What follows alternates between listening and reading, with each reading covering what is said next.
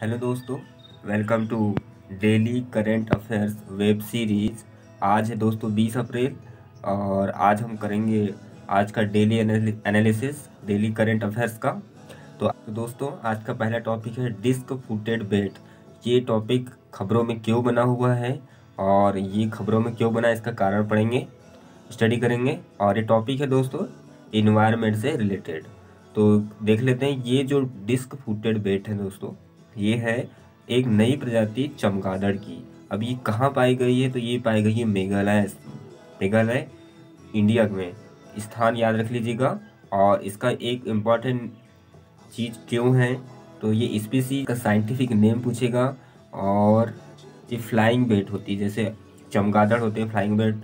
दोस्तों ये जो स्पीसीज है ये हमारी कंट्री में 130 स्पीसीज है, मतलब 130वीं प्रजाति है जिसकी ये फुटेड बैट की। तो ये याद रख लीजिएगा कि अभी जो पाई नई मेघालय में मिली है स्पीसीज, ये है फुट बेट और ये 130वीं प्रजाति है। तो हम इसके की फैक्ट्स में चर्चा कर लेते हैं। तो ये जो आपको दिख पा रहा है ना, ये ऐसी पहली प्रजाति है जो बांस के पेड़ों के ऊपर, मतलब बम्बूस ट्रीज के ऊपर रहती है।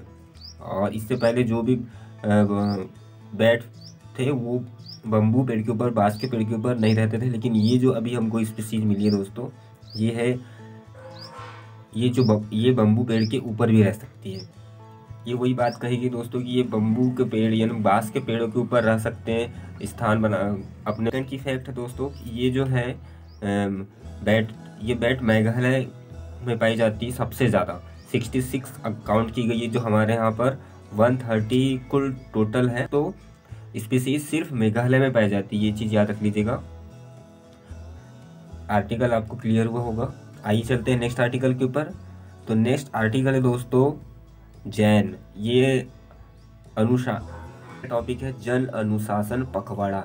ये टॉपिक खबरों में क्यों बना हुआ है और किस कारण से? तो ये दोस्तों ये है हेल्थ से रिलेटेड टॉपिक। अब हेल्थ से रिलेटेड है तो क्यों खबरों में बना हुआ है? तो ये राजस्थान गवर्नमेंट ने अनाउंस किया है जन अनुशासन पखवाड़ा जैप। अब ये पब्लिक डिसलाइन फोर्टनाइट, जैसे हम लोग लॉकडाउन एक वर्ड सुने थे और एक जनता कर्फ्यू वर्ड सुने थे, तो इन दोनों के बीच का एक न्यू वर्ड राजस्थान गवर्नमेंट ने निकाला है जन अनुशासन पखवाड़ा। तो आइए देखते हैं इसके कुछ की फैक्ट। कोविड-19 पैंडेमिक के 10,000 न्यू केसेस देखने को मिल रहे हैं, राजस्थान गवर्नमेंट ने देखा है। और इसीलिए उन्होंने बोला है कि हम लॉकडाउन लगाएंगे। और उन्होंने कहा है कि 16 अप्रैल टू 19 अप्रैल तक। लेकिन अभी कुछ स्टेट्स ने क्या कर रहा है कि 1 मंथ का बिजी लॉकडाउन लगा दिया, स्ट्रिक्टली लॉकडाउन लगा दिया है। वही बात कहेगी दोस्तों, बाकी कुछ इम्पोर्टेंट नहीं है एग्जाम पॉइंट ऑफ दृष्टि से। अगला जो आर्टिकल है वो है डे फॉर मॉन्यूमेंट्स। अब ये खबरों में क्यों बना हुआ है, आइए इसके कुछ फैक्ट देख लेते हैं। ये है कल्चर से रिलेटेड टॉपिक। तो ये डे फॉर मॉन्यूमेंट्स ये है विश्व धरोहर दिवस। अब ये कब मनाया जाता है? ये मनाया जाता है 18 अप्रैल को, इंटरनेशनल डे।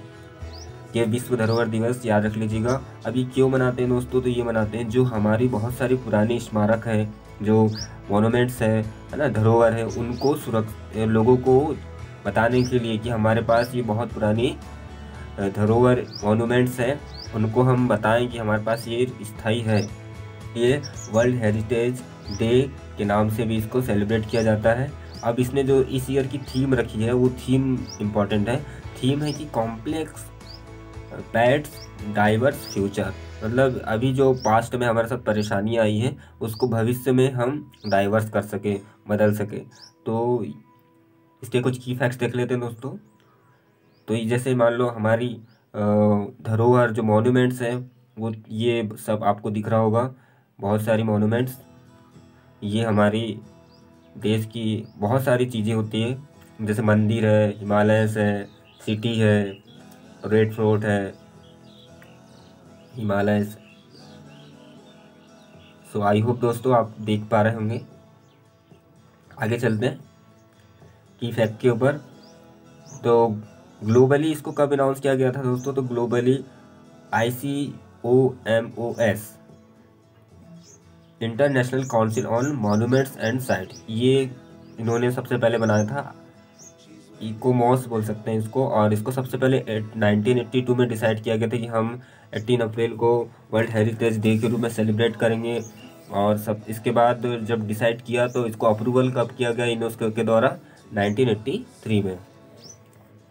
तो याद रख लीजिएगा कब से सबसे पहले बनाया गया था, 1983 में। दोस्तों कुछ इंपॉर्टेंट इन्फॉर्मेशन ले लेते हैं हम कि वर्ल्ड हेरिटेज साइट, विश्व धरोहर साइट जो है इंडिया में कितनी है टोटल। तो टोटल दोस्तों अभी हमारे पास है 38 वर्ल्ड हेरिटेज साइट है लोकेटेड है। अब जिसमें से कल्चरल कितनी है, माउंटेन्स कितनी है, नेचुरल कितनी है, हम देख लेते हैं। तो दोस्तों अगर हम टोटल 38 में से हेरिटेज साइट में से देखें तो 30 जो है वो कल्चरल है। अब कल्चरल जो सभ्यता वाली कौन कौन सी है तो हम देख लेते हैं। अजंता है, केव्स, फतेहपुर सीकरी, हम्पी माउंटेन है, ठीक है, ये है इस टाइप से। अब हम 30 के बाद चलते हैं। 7 जो नेचुरल साइट्स है वो कौन सी है, 7 वो काजीरंगा है, मानस है, नंदा देवी है, ये सब नेशनल पार्क है, ठीक है, इस टाइप से। अब कितनी हो गई 37। अब बची कितनी 1। तो 1 जो है वो क्लासीफाइड किया इन्होंने कि मिक्स्ड है। मिक्स्ड मतलब कल्चरल भी है और नेचुरल भी है। और उसका नाम क्या है, तो उसका नाम है कंचनजंगा नेशनल पार्क, जो कल्चरल भी है और नेचुरल भी है। तो ये बहुत मोस्ट इम्पॉर्टेंट है।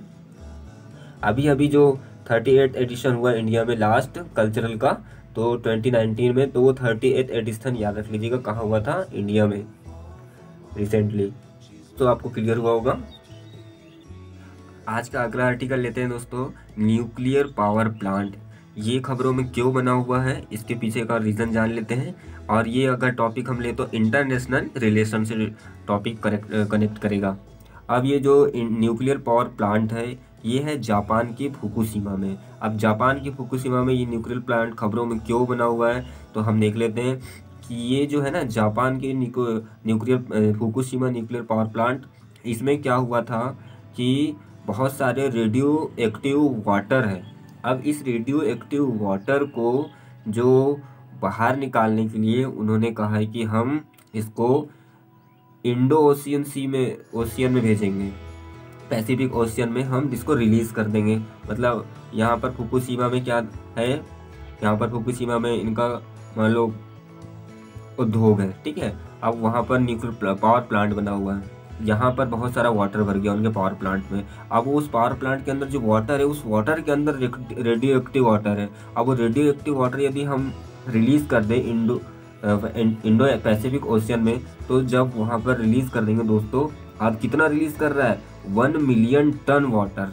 तो दोस्तों 1 मिलियन टन वाटर अगर हम रिलीज़ कर दें तो यहाँ का जो ओशियन है वो तो क्या होगा, वो तो फिर यूज़ करने लायक ही नहीं बचेगा। मतलब अगर हम देखें, ये हम उसकी पिक देख सकते हैं कि ये वहाँ का पावर प्लांट है, ठीक है। तो ये इस टाइप से पिक्स आप देख सकते हैं। आगे चलते हैं दोस्तों, इसके कुछ की फैक्ट्स के बारे में बात कर लेते हैं। तो इसका पूरा नाम याद रख लीजिएगा, इसका पूरा नाम है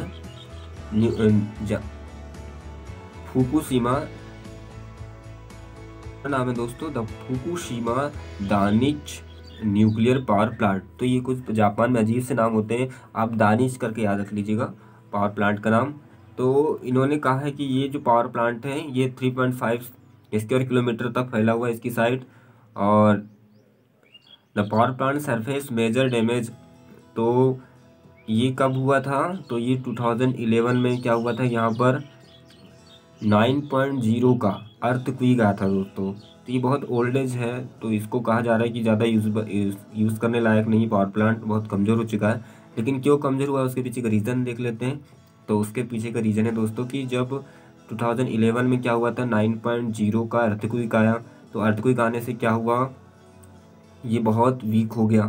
फिर उसके बाद यहाँ पर क्या आ गया, सुनामी आ गई। अब जब सुनामी आ गई, सुनामी ने हिट किया, तो फिर वहाँ पर अर्थक्वेक आने से पहले वो क्या हो गया था, डैमेज हो गया था। फिर सुनामी आने से पानी भर गया। अब वो जब वो पानी अंदर चले गया, फिल हो गया वाटर उस पावर प्लांट में, तो बाहर नहीं आ पा रहा है। वो पानी बाहर नहीं आ पा रहा है तो क्या होगा, वो पानी वहीं पर रेडियो एक्टिव हो गया है। अब रेडियो एक्टिव को अगर वो छोड़ेगा तो वहाँ अब जो गवर्नमेंट है, अदर्स गवर्नमेंट है, जैसे एक हमारी चीन है जो वहाँ पर नियरेस्ट है, तो वो और बहुत सारी कंट्री उन्होंने बोला है कि अपोजिशन में आ चुके हैं। वो लोग कह रहे हैं कि हम ऐसा नहीं चाहते, अगर आप ऐसा करते हैं तो हम इसको लेकर के युद्ध जैसी स्थिति पैदा कर देंगे। मतलब हम नहीं चाहते और बहुत सारे देश नहीं चाहते कि अगर ऐसा करने से क्या होगा। तो चीन ने कहा है कि ऐसा करने से वहाँ के मिनरल वाटर से पेय शुद्ध पानी है दोस्तों, वो फिर पीने योग्य नहीं बचेगा, और वहाँ पर जो रहने वाले जो सी फूड है वो खाने योग्य नहीं रहेगा, तो वहाँ पर नुकसान बहुत सारा हो जाएगा, ऐसा कहना है बहुत सारी। आई होप दोस्तों आपको ये टॉपिक क्लियर हुआ होगा। तो चलते हैं हम नेक्स्ट आर्टिकल के ऊपर। तो नेक्स्ट आर्टिकल है दोस्तों कल्चर का, और कल्चर से रिलेटेड है रामानुजाचार्य। ये रामानुजाचार्य खबरों में क्यों बना हुआ है, इसका रीज़न देख लेते हैं। तो ये हमारे जो वाइस प्रेसिडेंट है दोस्तों एम वेंकैया नायडू, इन्होंने अभी रिसेंटली इनके श्रद्धांजलि दी है रामानुजाचार्य जयंती के ऊपर। तो ये कौन है, क्या करते हैं, तो ये चीज़ याद रख लीजिए, ज़्यादा इंपॉर्टेंट नहीं है। ये एक फिलोसोफर है, संत है और सोशल रिफॉर्मर, बस याद रख लीजिएगा। तो इसके कुछ की फैक्ट है कि कब इनके रामानुजाचार्य के जन्म कब हुआ था और मृत्यु कब हुई थी, ये दिया गया। ये हिंदू थियोलॉजिकल है, ये भी याद रख लीजिएगा। और ये भक्ति मूवमेंट से रिलेटेड थे, वेदांत पर ज़्यादा ध्यान देते थे, स्कॉलर थे, कुछ है ही नहीं है। तो हम चलते हैं अगले टॉपिक के ऊपर। तो अगला जो आर्टिकल है दोस्तों वो है हेल्थ से रिलेटेड। अब हेल्थ से रिलेटेड है वैक्सीन एंड ब्लड क्लॉट्स। अब ये क्या हो रहा है, वैक्सीन से ब्लड क्लॉटिंग हो रही है, खबरों में है। इसके पीछे का रीज़न देखते हैं। जो अभी कोविड-19 आई है, कोविड-19 पेंडेमिक के कारण वैक्सीन लोगों को लग रही है। तो यहाँ पर जो वैक्सीन लग रही है उसका नाम है एस्ट्राजेनिका वैक्सीन। इसके अंदर क्या पाया गया है, इसके अंदर पाया गया है कि ये ब्लड क्लॉट्स देखने को मिले। अब ये ब्लड क्लॉट्स क्या होते हैं, ये ब्लड क्लॉट्स क्या होते हैं कि हमारे बॉडी के अंदर रक्त का थक्का जमने लगता है धीरे धीरे। जैसे ही ये एस्ट्राजेनिका वैक्सीन किसी को लगाया जाता है, मान लो 50,000 पीपल में से 500 पीपल के ऊपर रेयर केस देखने को मिले दोस्तों। तो ये आपको देख रहा होगा, ये आपको पिक दिख रही है दोस्तों, ये प्लेटलेट्स हैं, और ये जैसे ही ब्लड के ऊपर एक परत बना लेती है, ब्लड अपने चिपक जाती है आपस में और थक्का जमा लेती, क्लॉट्स हो जाती है। अब ये क्लॉट हो जाती है तो इस वजह से बहुत सारे लोगों की डेथ हो जाती है दोस्तों। तो इसके कुछ की फैक्ट्स देखते हैं। की फैक्ट्स में क्या बोला, एस्ट्राजेनिका जो है ये बहुत ही लार्जेस्ट मात्रा में देखने को मिल रही, प्लेटलेट्स बहुत ज़्यादा, रक्त का थक्का जम रहा है इसका। अब अगली बात जो गई, HIT क्या है, ये HIT क्या है, तो हम इसके बारे में HIT क्या है, तो ये हाइपरेन इंड्यूस्ड थ्रोम्बोबाइसिटोपेनिया, बड़ा ही रेयर नेम है दोस्तों, where heparin which is the used of clear clots. अब ये जो है ये क्या करती है, ये ब्लड्स के ऊपर क्या करती है, ये प्लेटलेट्स होती है और ये बाउंड्री बना लेती है। जैसे ये आपको आर्टरी दिख रहा होगा, आर्टरी के अंदर RBC होती है और RBC के अंदर क्या हो जाती है, क्लॉटिंग हो जाती है दोस्तों। तो ये कुछ की फैक्ट्स थे, इसके ऊपर ज़्यादा तो नहीं कहा जा सकता है। इसके हमने की फैक्ट्स देख ली कि साइंटिस्टों ने कहा है कि ये जो HIT है ये जाकर के RBC के अंदर, एट्रिन के अंदर रक्त का थक्का जमा लेती है। तो आई होप दोस्तों आपको ये आर्टिकल क्लियर हुआ होगा। तो चलते हैं हम नेक्स्ट टॉपिक के ऊपर। नेक्स्ट टॉपिक है दोस्तों वर्ल्ड लिवर डे। तो वर्ल्ड लिवर डे ये हेल्थ से रिलेटेड टॉपिक है, क्यों खबरों में आया हुआ है। तो रिसेंटली क्या हुआ है कि 19 अप्रैल को हमने वर्ल्ड लिवर डे सेलिब्रेट किया, इंटरनेशनल वर्ल्ड लिवर डे।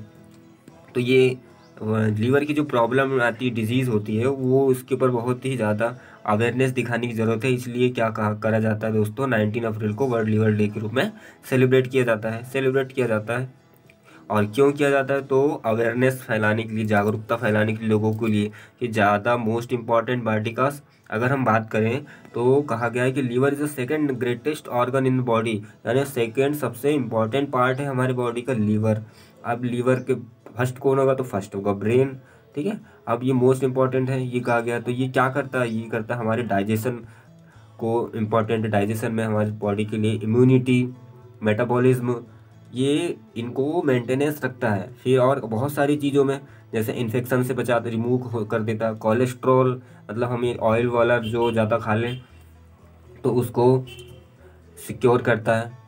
फिर ब्लड शुगर को मेंटेन करता है हमारे बॉडी में। लीवर क्या करता है दोस्तों, प्रोटीन बनाता है और बहुत सारे डिसीज़ को रिलीज़ करता है। अगर हमारा लीवर कमज़ोर होगा तो ये सब चीज़ें नहीं हो पाएगी, और जब ये सब चीज़ें नहीं हो पाएगी तो हमारा बॉडी बहुत ही वीक हो जाएगा। तो ये बहुत ज़्यादा अवेयरनेस की ज़रूरत है लोगों को कि लीवर को हम सेफ रखें, सुरक्षित रखें। लेकिन आजकल लोग क्या करते हैं, लोग बहुत सारा अपने लीवर को डैमेज करने के लिए ऑयली ज़्यादा बहुत फूड लेते हैं। तो ये ऑयली फूड लेने से क्या होगा, लीवर वीक हो जाएगा। अब बहुत सारे स्पाइसी चीज़ें खाते हैं, बहुत सारे बाहर से फूड गैदर करके ये हमारे बॉडी के अंदर यूज़ किया जाता है। तो हमको इनसे बचना पड़ेगा। एक हेल्दी लाइफ स्टाइल हमारे लिए बहुत मोस्ट इम्पॉर्टेंट है। अगर आप एक हेल्दी लाइफ स्टाइल रखते हैं तो आपका जो लीवर है दोस्तों वो बहुत ही सेफ रहेगा, और आपको बहुत सारे प्रॉब्लम से नहीं जूझना पड़ेगा।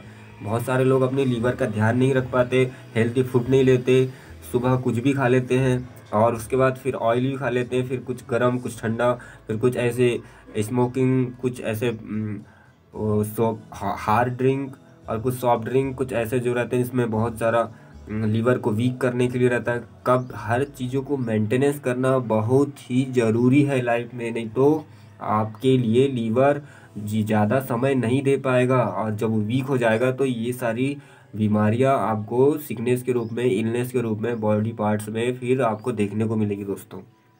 सो आई होप आपको क्लियर हुआ होगा ये लीवर से रिलेटेड टॉपिक। अब हम चलते हैं नेक्स्ट आर्टिकल के ऊपर। ये खबरों में क्यों बना हुआ है इसके पीछे का रीज़न देख लेते हैं। ये है IR मतलब इंटरनेशनल रिलेशन टॉपिक है। ये क्या हो रहा है कि US जो है विड्रॉ करने वाली अपने ट्रुप्स मतलब वहाँ जो जवान US ने भेजे थे, ये कब भेजे थे आपको हम बता देते हैं। ये 2001 में भेजे थे। अब जो बाइडन साहब जो प्रेसिडेंट थे US के, उन्होंने कहा है कि हम अपने ट्रुप्स को वापस बुलाएंगे। तो क्या जिस कारण भेजे थे वो काम में ये पास हुए नहीं। अब इन्होंने किससे बात की है, वहाँ जो ये अफ़गानिस्तान में प्रॉब्लम चल रही है। अच्छा, ये आपको हम बता दें ये बहुत पुराना है। जो 9/11 हुआ था ना 2001 में, अमेरिका के ऊपर अटैक कर दिया था इन्होंने, ये देख पा रहे हैं आप। ये जब अटैक किया था इन्होंने तो क्या हुआ था कि यहाँ पर बहुत सारे लोग मारे गए थे अमेरिका के। तब उन्होंने एक सख्त कदम उठाया था।